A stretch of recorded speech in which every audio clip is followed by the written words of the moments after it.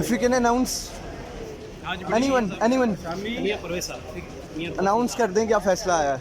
अल्हम्दुलिल्लाह हाफिज साद रिजवी साहब की पिटीशन मंजूर हो चुकी है और हाफिज साहब रिलीज़ हो चुके हैं।